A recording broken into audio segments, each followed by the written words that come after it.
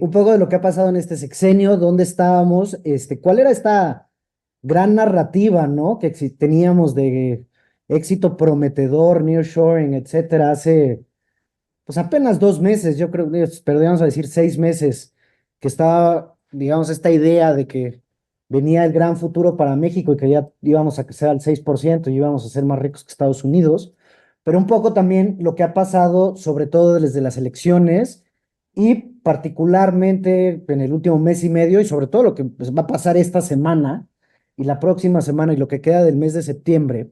Este sexenio hasta ahora trae apenas un crecimiento total, ¿no? Anual de 5%, que es en realidad muy poco, ¿no? Como crecimiento del PIB nos da apenas un 0,8% anual. Y si lo vemos en términos per cápita, es un decrecimiento pequeño, como de 0,2, 0,3%. Tendremos que ver cómo cierra este año. Pero, pues bueno, porque claro, ese 0,8% anual del que estaba mencionándoles hace un segundo, pues es menor a la tasa de crecimiento de la población. Entonces, el PIB per cápita en México al final de este sexenio va a ser tantito más bajo de lo que empezamos.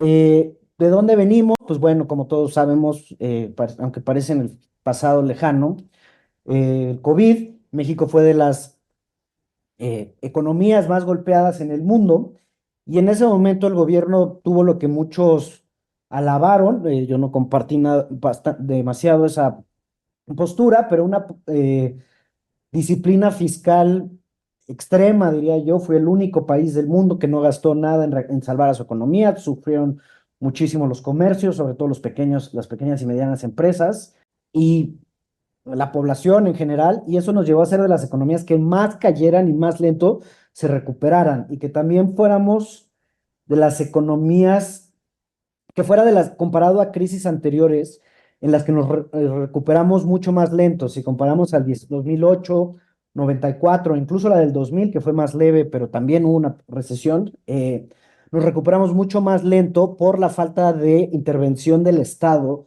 digamos, en fomentar demanda, ¿no? Si en algún momento hablo muy técnico, economista, me dicen y por favor, se dio en dos grandes ámbitos. Uno, el consumo de los hogares sí rebotó de forma muy importante. Esto se debió más que nada a las transferencias que vinieron del gobierno a través de los diferentes programas sociales, el aumento en los ingresos laborales que vino por el aumento al salario mínimo, la eliminación del outsourcing y, digamos, un crecimiento en ciertas áreas que llevó a un aumento importante en los ingresos de los hogares. Hoy lo vemos, digamos, en cifras de Coneval, cifras de INEGI, y es lo que los indicadores que sí muestran caída de la pobreza es sobre todo en la pobreza laboral, que tiene que ver con los ingresos y la cantidad de gente que tiene demasiado poco para subsistir, digamos, en términos sencillos. Al ser una narrativa, se crea relativamente fácil, pero también se derrumba fácil. Pero bueno, ¿qué era esto del nearshoring? Pues bueno, ya lo han escuchado seguramente, pero para recapitular, a partir de la crisis del COVID, pero sobre todo de la guerra comercial que empieza Donald Trump con China y que sigue Biden, o si no es que endurece, se da un gran proceso de relocalización de capacidad productiva o la intención de un gran proceso de relocalización de capacidad productiva de Asia a de regreso a las Américas, ¿no? Repito, todo esto más en una narrativa que en hechos concretos, a mi parecer. Se empieza a hablar mucho de esto desde finales del año pasado o mediados del año pasado, donde pues las empresas, sobre todo para servir a los consumidores todo tipo de productos en Estados Unidos y en Europa, pues quieren alejarse hasta cierto punto de la capacidad manufacturera de China, lo cual nos va a llevar a grandes inversiones, pues por una parte en el sur de Estados Unidos y en todo el Sun Belt, pero que en México, dada su ubicación geográfica, su tamaño, su infraestructura, y los acuerdos comerciales que tenemos con todo el mundo, estaba en la posición privilegiada para poder aprovechar esta coyuntura, lo cual nos podía, y había de reportes a reportes. En cada reporte que hacen los bancos, cada vez ve quién puede exagerar más para tener más, pues no es clics ahí, ¿no? Pero que más citado, y hablaban de 3% del PIB incremental a largo plazo, otros hablaban de inversiones de más de 200 mil millones de dólares. Y así se iban echando porras y porras. Obviamente el gobierno se sube y se echa más porras de lo que puede pasar con un proceso como este. Y empiezan a haber anuncios de grandes inversiones en México, ¿no? Empiezan a ver los anuncios de Tesla, la famosa, hay una planta que se anuncia de nitrógeno verde que va a estar en Oaxaca y que ya muchos la dan como casi construida. Luego empiezan a contar anuncios como las plantas de liquefacción de gas natural, que sí se van a construir en México, como nearshoring, cuando me parece que no tiene nada de nearshoring eso. Y se empieza a crear pero se crea un dinamismo muy positivo. Todos los bancos de inversión, todos los analistas dicen es el momento de México y nos lleva al problema de hasta cierto punto, y ahorita vamos a hablar más de eso, sobrevaloración del peso, ¿no? Empieza a entrar mucho dinero, el diferencial de tasas de interés es muy grande, seguimos teniendo tasas de interés muy altas en México hasta bueno, todavía, pero no se había bajado hasta la última junta de gobierno. Un diferencial de tasas muy importante con Estados Unidos, el famoso carry trade, donde inversionistas tanto institucionales como retail piden prestado en monedas o en economías con bajísimas tasas de interés o incluso negativas, como en Japón, lo prestan a través de la compra de instrumentos del gobierno como CETES o cualquier otro a largo plazo, ganan el arbitraje de tasa de interés y siempre y cuando no haya una depreciación de la moneda, es un trade seguro, ¿no? Obviamente los institucionales siempre tienen coberturas para estas cosas, pero los inversionistas retail muy rara vez, y mucho del dinero que entró a México fue de inversionistas retail, por la facilidad, entre comillas, que se presentaba para esto. El caso de Japón, que ha sonado mucho, con tasas de intereses negativas, ni siquiera reales, nominalmente negativas. Entonces, había una serie de factores que incluso nos llevan ahora a lo que nos está pasando, que ya es una clarísima desaceleración de la economía. Lo empezamos a ver a inicios de este año, pero se materializa en realidad en el segundo trimestre.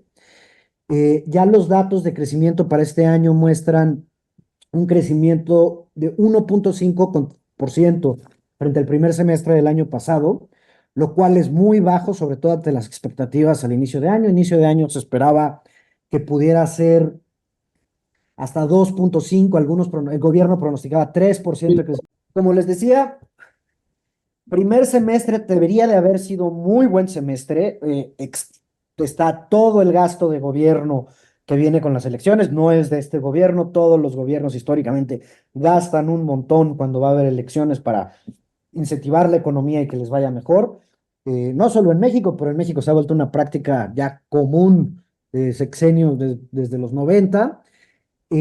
Aparte están se suponen las grandes inversiones de esta administración, que les decía Dos Bocas, Tren Maya, Transísmico, que se va a gastar más y entonces, por un lado, no vemos los resultados en el crecimiento del primer trimestre, del semestre, pero lo que sí vemos ya en los criterios económicos y sobre todo cuando se publican los precriterios generales de política económica para el 2025, que los requerimientos financieros del sector público, que cuando se ve el déficit de México, esa es la cifra que hay que ver por cómo quedaron arregladas las cosas con la ley de responsabilidad hacendaria. Muchas veces citan en la mañanera y algunos analistas el déficit público. La verdad, el déficit público se queda corto de medir muchas cosas. Es este indicador que siempre sale. Se llama requerimientos financieros del sector público, que en la última estimación estaba en 5.9% del PIB para este año. Entonces ya teníamos un déficit que ya no estábamos viviendo en la disciplina fiscal que había tenido el gobierno en la crisis de COVID, cuando todo el mundo gastó y más bien está gastando ahora, cuando las tasas de interés son más altas, es más caro gastar y endeudarse, no está respondiendo la economía y este déficit empieza a preocupar a los mercados. Entonces tenemos este déficit, moneda sobrevaluada, no se da el crecimiento que se esperaba durante el primer semestre del año y pues, toda esta narrativa del nearshoring empieza a verse pues, que es un castillo de naipes, ¿no? Y a eso hay que agregarle, viene la incertidumbre política, empieza a haber más y más incertidumbre mientras se acercan las elecciones. Cuando gana Morena el carro completo, pues se acuerdan, el lunes siguiente, que es 3 de junio, ya hay una dura depreciación del peso. Se asume que va a pasar, pero no todo el mundo termina de aceptar y es parte del problema, a mi parecer. Lo que está pasando esta semana, que con su mayoría calificada van a pasar todo el plan C. El consumo interno empieza a frenarse porque se ve ya con las cifras del IMSS un, una desaceleración importante en la creación de nuevos empleos y la inflación sigue, o sea, no baja como se había esperado con las altas tasas de interés. Empiezan a haber cuellos de botella muy importantes en la parte de inversión, sobre todo en parques industriales, que les decía, hay grandes inversiones de industria, que es la energía. Ya no hay energía eléctrica en México, ¿se acuerdan de los calores tremendos en mayo, los apagones? Y sobre todo no se dan nuevos permisos. Hoy conseguir un nuevo permiso de interconexión para un nuevo parque o para una inversión grande es un calvario, la gente lleva años aunque se anuncian inversiones tras bambalinas, se sabe que al día de hoy no tienen los megawatts que necesitan, por ejemplo, para data centers en el Bajío.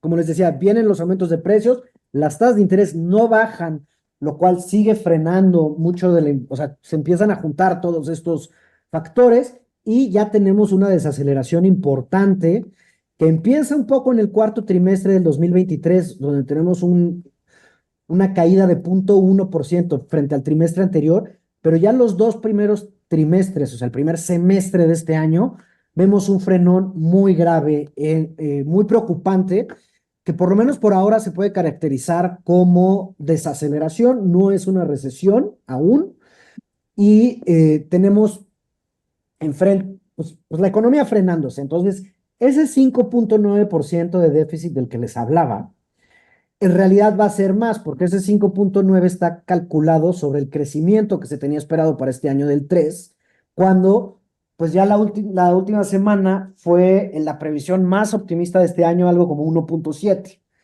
Y a eso tenemos que sumarle algo que pues diversos analistas, y digo, yo me sumo ahí, venimos advirtiendo desde hace mucho tiempo, que es la inminente bomba fiscal que está dejándole este gobierno al próximo gobierno.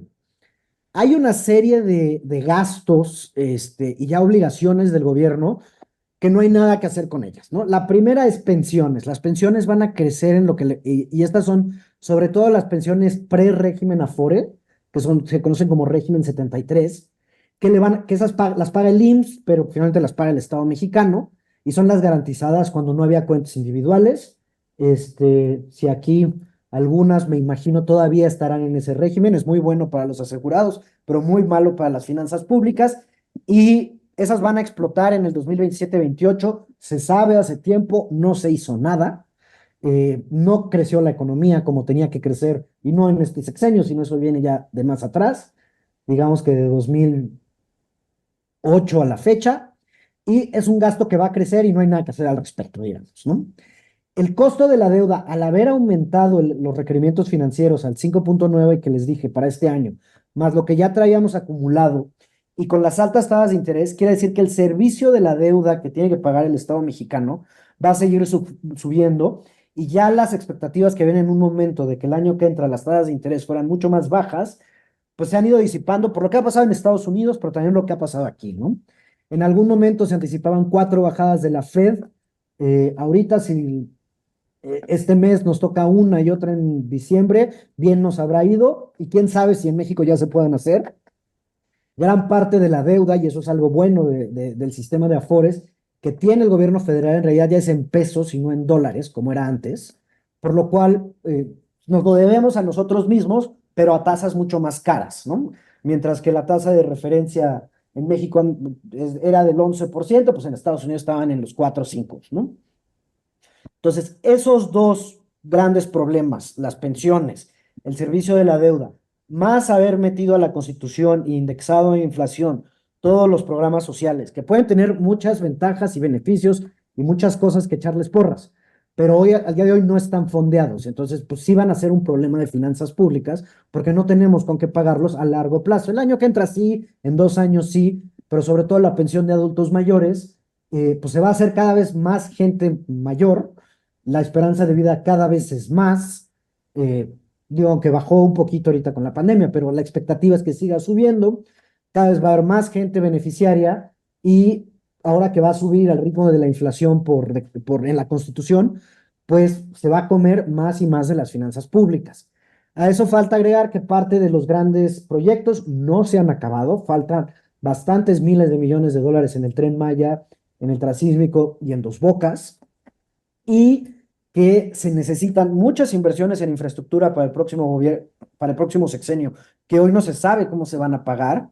Y por último, el problema de Pemex, ¿no? Pemex nos ha costado ya como 100, como 70.000 millones de dólares en lo que va del sexenio que ha tenido que ingresar el gobierno.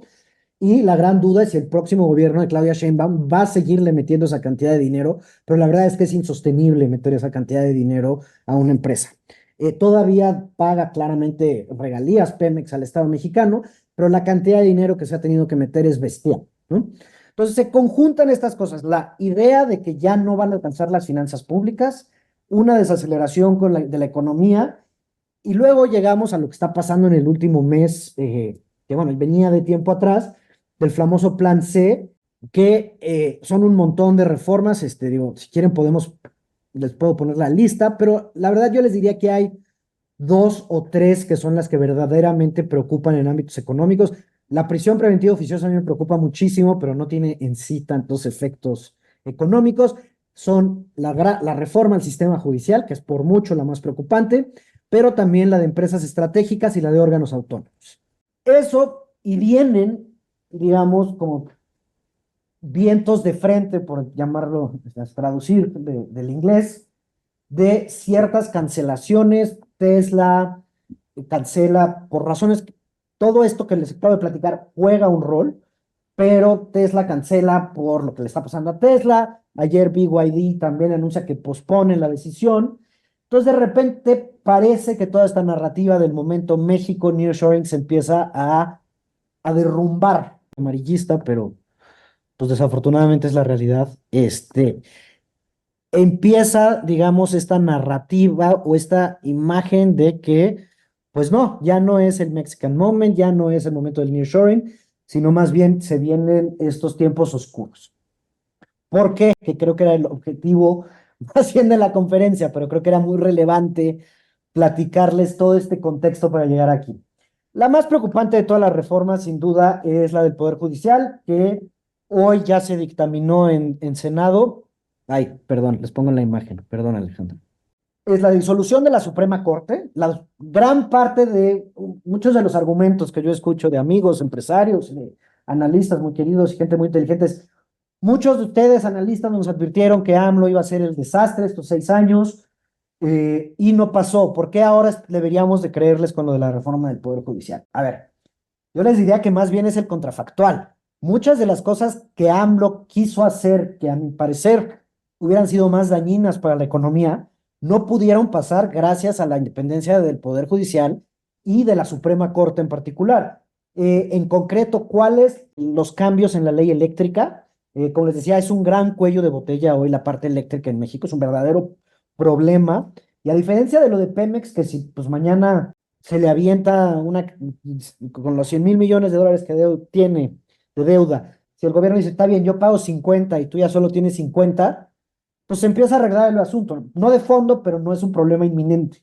El tema con la electricidad es que no hay una solución inmediata, ya no se hicieron las inversiones, ya vamos atrasados en la parte de generación y transmisión, la red está totalmente congestionada y muchas de las inversiones se pararon por lo que decidió hacer este gobierno, pero finalmente la Suprema Corte, al declarar inconstitucional la nueva ley de la industria eléctrica, que no fue cambio constitucional, ayudó mucho en ese sentido. Y como esas hubo un montón que hizo la Corte. Esta propuesta de la reforma judicial, y les voy a poner este slide para... Incluye la elección de jueces y magistrados, que bueno, no se hace en ningún país del mundo más que en Bolivia. Que digan que se hace en Estados Unidos es un poco una aberración porque se hace para los temas locales y todos ¿están viendo la presentación o están viendo otra cosa? ¿Por qué es una preocupación lo de las elecciones? Miren, el INE hoy no puede controlar la fiscalización de las elecciones que acabamos de tener, ni de las legislativas, nunca. La cantidad de gastos que se hacen en efectivo en las campañas es gigantesca, no se sabe de dónde viene ese dinero, obviamente mucho viene del crimen organizado. Ahora imaginémonos en la elección de jueces, ¿qué va a pasar? cuando la gente tenga enfrente una boleta con 300, 400 candidatos, no tengan dinero para hacer campaña, pero ciertos grupos de interés, como puede ser el crimen organizado, pero también grupos de interés económicos que quieren fallos a su favor de cierta forma, van a poder poner y quitar, pues, se amplían las facultades del Poder Ejecutivo para intervenir el Poder Judicial con la capacidad de quitar y remover jueces, se bajan muchísimo los salarios, etcétera. Digo, eso hay gente que puede estar de acuerdo, yo creo que no, es bueno tratar de tener blindado un poder judicial, aunque nos salga un poquito caro. La creación de tribunales especiales, esto, o sea, se crean tribunales especiales para casos de corrupción y va a haber un tribunal disciplinario del Poder Judicial que también va a ser electo, que va a poder básicamente poner, quitar y castigar a jueces por la forma como fallen en ciertas cosas.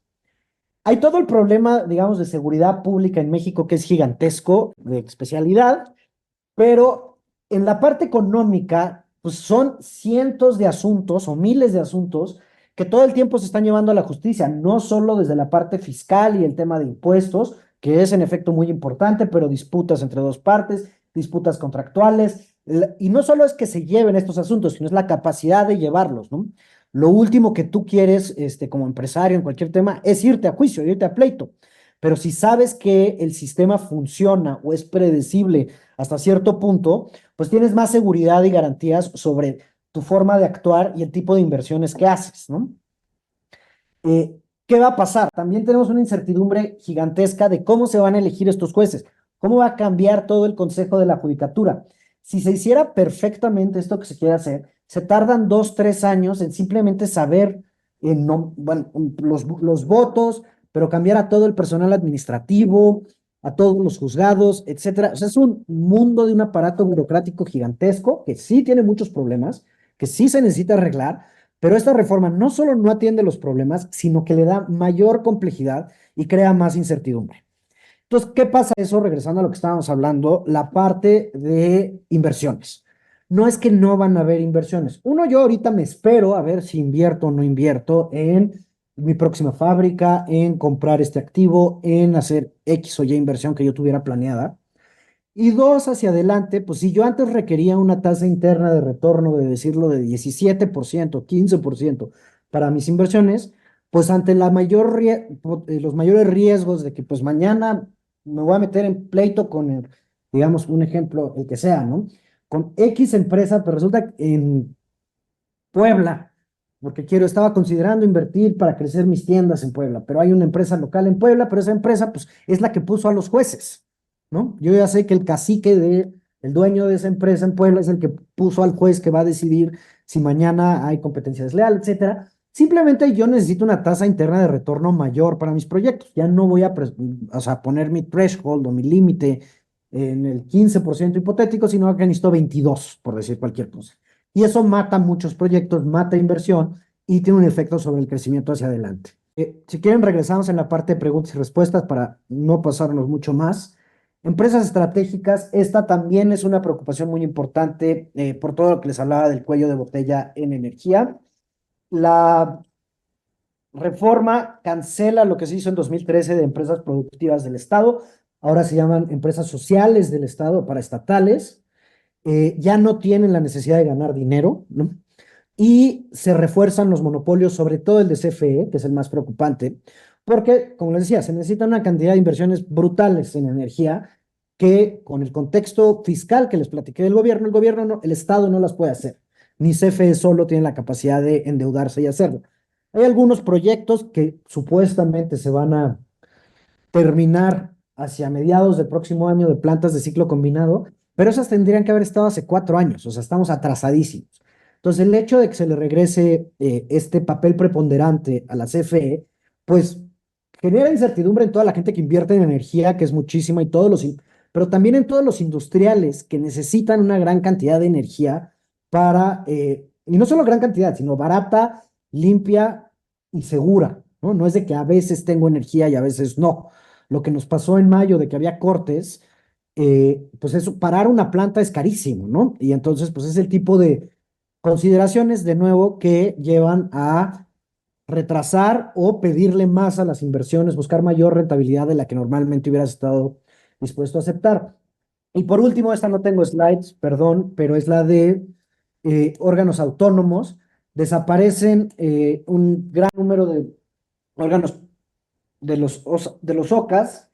De mayor preocupación son los que parecen contravenir o estar en oposición a los tratados de libre comercio, como son la Comisión Federal de Competencia, la Comisión Reguladora de Energía, la Comisión Nacional de Hidrocarburos, la Comisión de Mejora Regulatoria, COFECE ya les dije, y el IFETEL, ¿no? Todos esos que son los que regulan estos sectores y que se habían separado de la Administración Pública Federal para justamente ser autónomos y no ser juez y parte, que es particularmente IFT y las de energía, pues regresan al interior de...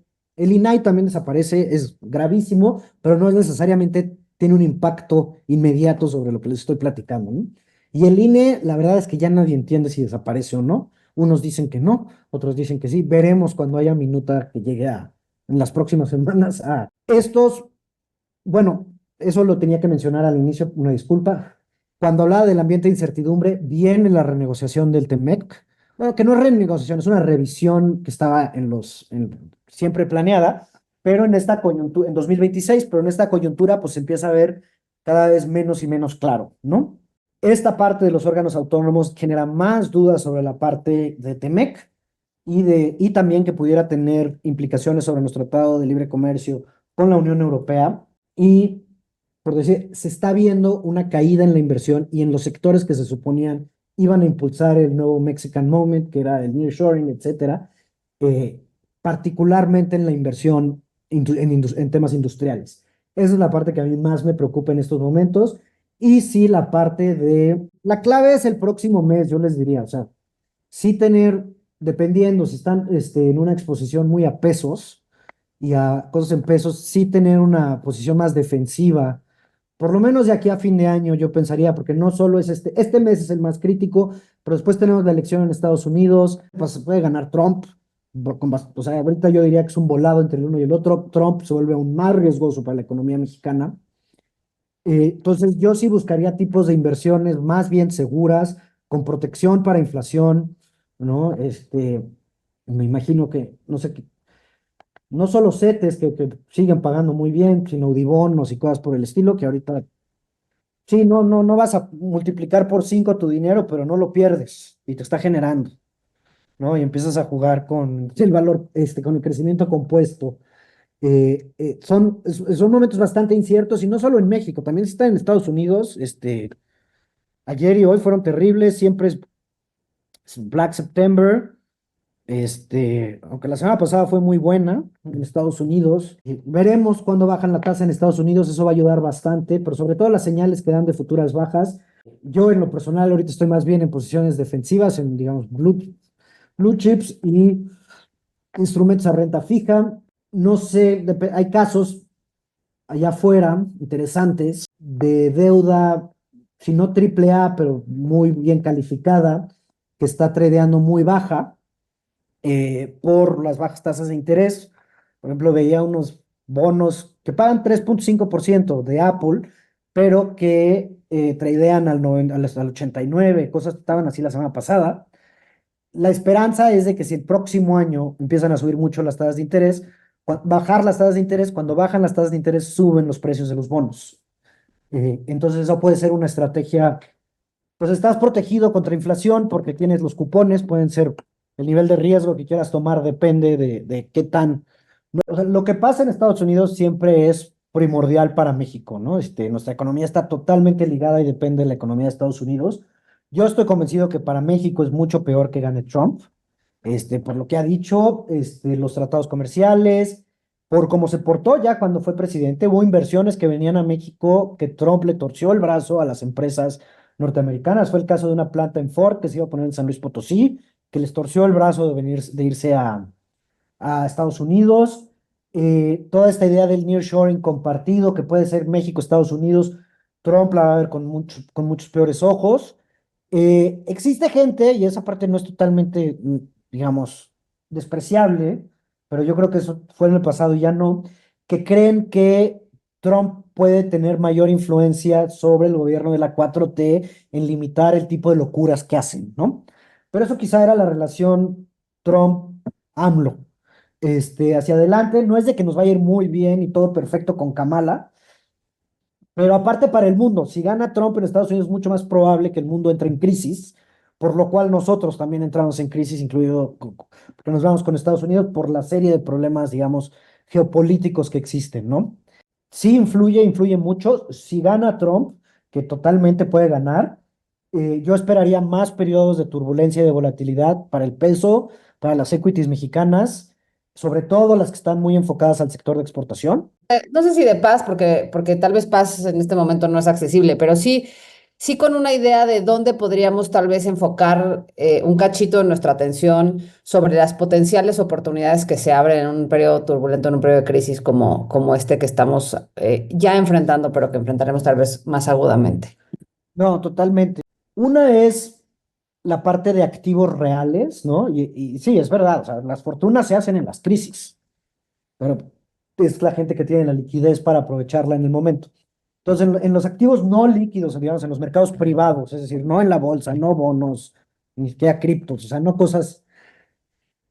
Sí, pues, si hay una catástrofe económica, como lo que platicaba ahorita sobre la pregunta de Laura, ahí sí van a haber activos, digamos, muy valiosos que van a salir, porque se van a caer precios, van a haber precios de remates, etcétera. Yo la verdad todavía no veo ese escenario tan catastrófico materializarse, pero repito, es algo que podemos ver en los próximos 2 o 3 meses. Por eso insistía en pagar por ver y ser más cauteloso en esta parte. Pero bueno, en los activos privados siempre van a haber oportunidades y ahí yo creo que siempre hay que estar atentos en el sentido de empresas, bodegas, o sea, todo el tema de real estate, sobre todo el real estate industrial, que son los parques industriales que les mencionaba, va a haber oportunidades con todo y la desaceleración del nearshoring. Y eso me lleva a mí también a lo que yo vería en los mercados públicos, es decir, acciones en México y en Estados Unidos. A mí sí he visto, y no he visto, tal vez tú aquí lo has visto más recientemente, Marina, pero las acciones de varias fibras, sobre todo dedicadas al sector industrial, han subido tanto como yo me hubiera esperado.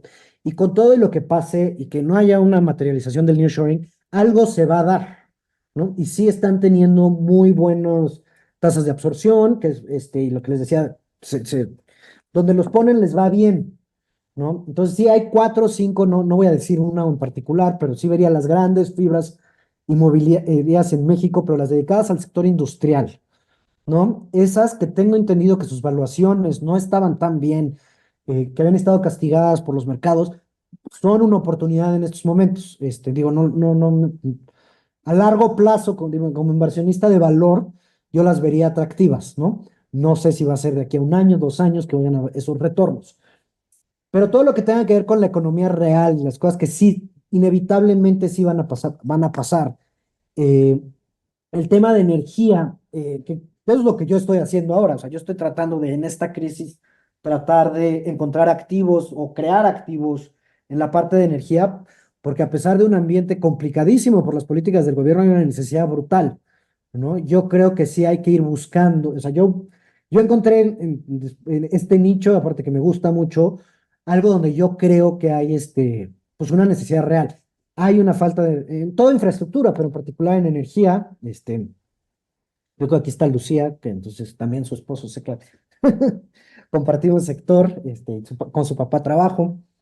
Eh, en la parte de energía va a haber oportunidades. ¿Cómo se entra? No es obvio, ¿no? Desde participar en fondos chiquitos que estén financiando cierto tipo de proyectos chicos solares, eso ha salido bien para cierta gente. Hay fondos de deuda en los que se puede entrar, participar, que también están financiando proyectos. Todo depende también del nivel de liquidez, pero también hay acciones en México, España, Estados Unidos, de empresas que están invirtiendo en México en la parte de energía. Los retos son enormes. Les decía, energía, parques industriales, agua, one way or another, es un problemón en México. Otras partes de infraestructura, puertos, carreteras, se va a tener que invertir ahí, o sea, no hay de otra, ¿no? Le urge al país y no veo cómo el próximo no gobierno, no veo cómo no el próximo gobierno va a dejar morir estos sectores, pues que son la clave para que algo de este optimismo que había en México hace 6 meses sí se materialice, ¿no? Ok. No sé Bueno, si les gusta mi sí, respuesta o no, pero yo más bien sí sería conservador y jugaría defensivo los próximos meses, en rentas fijas, protección a la inflación. ok. Puede haber mucha volatilidad. Esperemos, bajen las tasas de interés, eso va a crear muchas oportunidades, pero pues también hoy, pues las tasas de interés de CETES, pues sí han creado un escenario en la que tampoco está fácil conseguir inversiones que dejen el 12, ¿eh? Allá afuera. Pues seguiremos en este espacio justo observando qué pasa en los próximos meses y rebotando las oportunidades que puedan surgir conforme se vayan como cristalizando estas incógnitas o clarificando estas incógnitas que hoy siguen pues muy en el aire, ¿no? Creo que